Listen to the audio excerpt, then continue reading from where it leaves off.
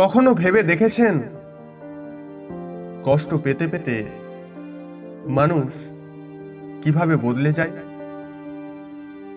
একজন মানুষকে বারবার অবহেলা করলে সে কিভাবে পাল্টে যেতে বাধ্য হয়?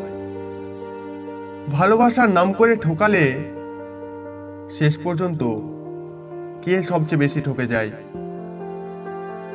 আমরা ভাবি অন্যকে কষ্ট দিয়ে জিতে যাচ্ছি, অথচ সবচেয়ে বড় পরাজিত হয়ে যাচ্ছি আমরাই। ঠকে যাওয়ার অনুভূতি, এটা আপনার জীবনের সেই অধ্যায় যা হয়তো আপনি ভুলতে চেয়েছেন।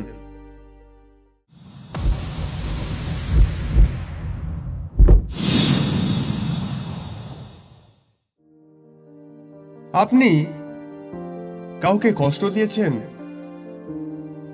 সমস্যা নাই, কিন্তু সেই মানুষটা আজ বদলে গেছে।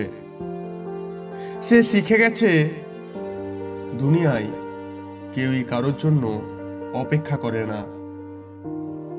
আজ যে কাঁদছে, কাল সে আর কাঁদবে না, বরং আপনাকে ছাড়া সে হাসতে শিখবে।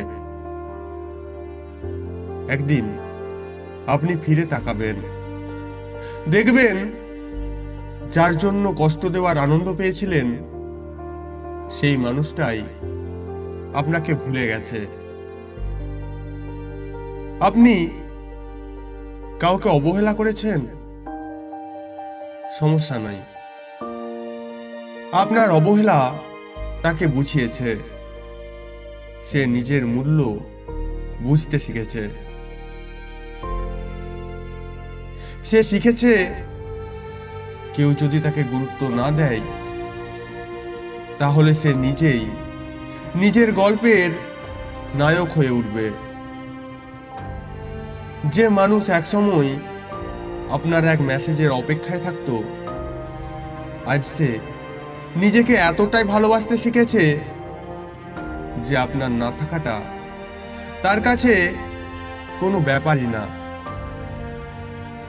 আপনি কাউকে ঠকিয়েছেন, সমস্যা নাই, আপনি প্রমাণ করলেন সে আপনার চেয়ে ভালো কাউকে ডিজার্ভ করে।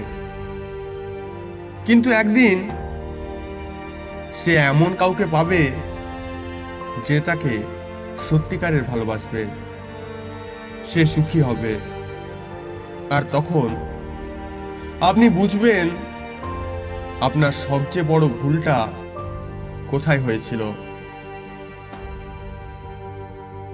কিন্তু যদি নিজেকেই ঠকান, তাহলে আপনি এমন একজনকে ঠকালেন যে আপনাকে নিজের থেকেও বেশি ভালোবাসতো, যে আপনাকে বিশ্বাস করত নিঃস্বার্থভাবে, যে আপনাকে তার লাইফের সেরা গিফট হিসেবে দেখেছিল।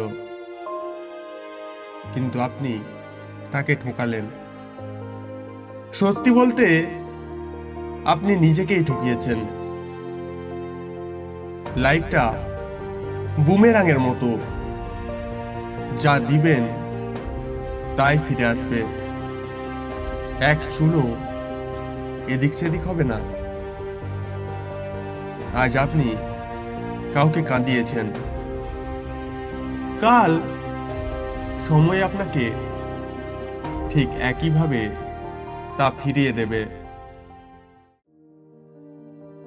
একদিন আপনি নিজেই বলবেন, আমি বুঝেছি ঠকে যাওয়ার অনুভূতি। এমন অসংখ্য আবেগঘন গল্প, ভালোবাসা, হারানো, প্রতারণা, বেঁচে থাকার গল্প, সব গল্প এক জায়গায়, গল্পশালা। আপনি যদি এমন বাস্তবধর্মী মন ছুঁয়ে যাওয়া গল্প শুনতে চান, তাহলে গল্পশালা চ্যানেলটি সাবস্ক্রাইব করুন।